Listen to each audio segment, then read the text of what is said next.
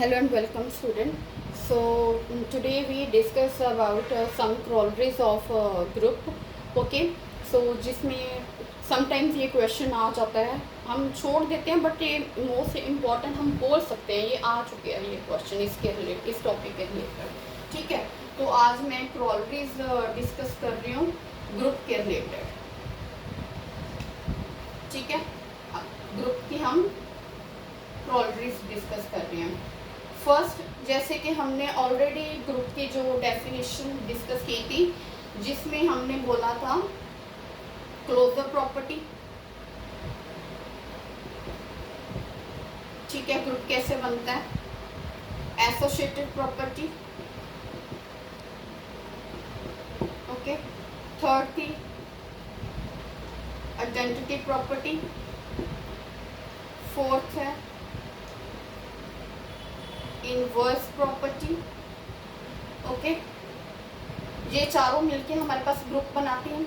अब ध्यान से देखना, अगर तो हमारे पास सिर्फ फर्स्ट प्रॉपर्टी सेटिस्फाई करता है तो क्या बनता है, इसे बोलते हैं क्वाजी ग्रुप.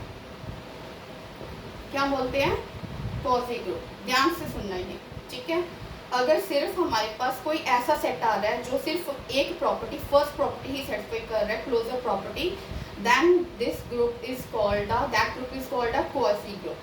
Okay, अगर वो दो प्रॉपर्टी सेटिस्फाई कर रहा है, ये दो प्रॉपर्टीज, फर्स्ट दो प्रॉपर्टी सेटिस्फाई कर रहा है, so then it's become a semi group. वो क्या बन जाएगा, सेमी ग्रुप बन जाएगा. क्लियर. अगर वो तीन प्रॉपर्टी सेटिस्फाई कर रहा है, ठीक है, तो वो क्या बन जाएगा हमारे पास, अगर ये तीन प्रॉपर्टी सेटिस्फाई कर रहा है तो क्या बन जाएगा, मोनेड ग्रुप. कौन सा बन जाएगा, मोनेड ग्रुप. अगर चारों प्रॉपर्टी सेटिस्फाई कर रहा है तो देन वो तो ग्रुप होता ही है. क्लियर. अगर सिर्फ पहली प्रॉपर्टी सेटिस्फाई कर रहा है तो क्या आ जाएगा, क्वाजी ग्रुप. अगर फर्स्ट एंड सेकंड दोनों सेटिस्फाई कर रहा है तो क्या बनेगा, सेमी ग्रुप. अगर फर्स्ट सेकंड प्लस थर्ड तीनों प्रॉपर्टी सेटिस्फाई कर रहा है then it's called a monoid group. अगर चारों प्रॉपर्टी सेटिस्फाई कर रहा है 1 से लेके 4 तक, वो तो ग्रुप होता ही है. I hope you all clear this. ये टॉपिक क्लियर है आपको. ठीक है, फर्स्ट प्रॉपर्टी सेटिस्फाई करे तो क्वाजी ग्रुप, पहली दो सेमी ग्रुप, फर्स्ट 3 मोनेड, चारों प्रॉपर्टीज करे और group. Okay, so now let's see example related to this. इसके रिलेटेड ना स्टूडेंट मेरे पास आरपीएससी यानी कि ये राजस्थान का जो लेक्चरर कैडर का पेपर हुआ था अभी पिछले साल ही. ठीक है, तो उसमें ये क्वेश्चन आ चुका है, ये इसी टॉपिक के रिलेटेड. ठीक है, अगर आपको विजिबल है तो ये देखिए.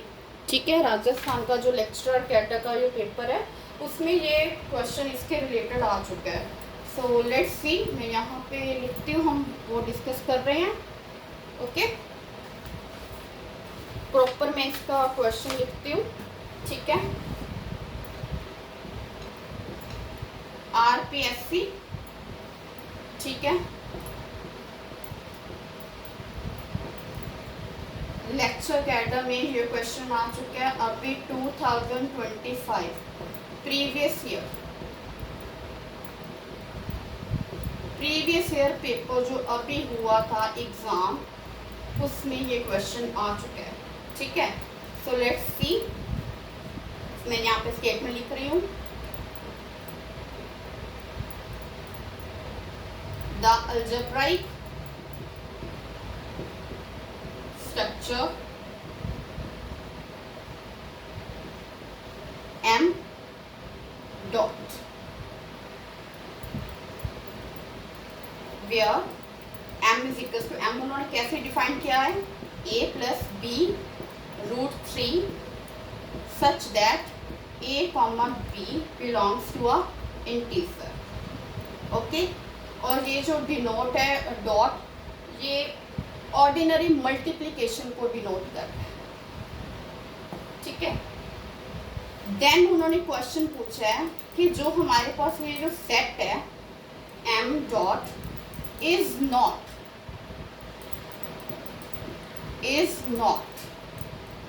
क्या नहीं बनेगा? First quasi group, second group, third semi group, fourth मोनेड।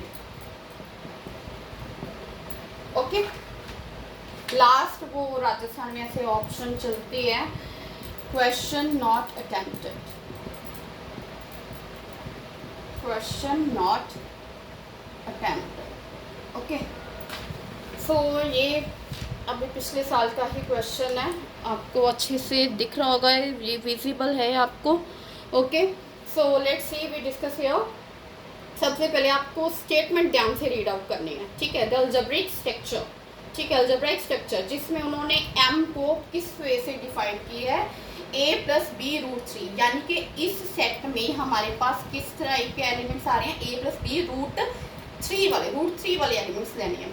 और मोस्ट इंपॉर्टेंट थिंग है स्टूडेंट्स के यहाँ पे ये देखो, जो वो एलिमेंट हम यहाँ पे लेने हैं a और b, ये किसको बिलोंग कर रहे हैं, इंटीजर सेट को, इंटीजर लेने हैं, कोई रैशनल नहीं, रियल नंबर कुछ नहीं उन्होंने बोला, कोई कॉम्प्लेक्स नहीं, इंटीजर से बिलोंग करने चाहिए, ये मोस्ट इंपॉर्टेंट थिंग है।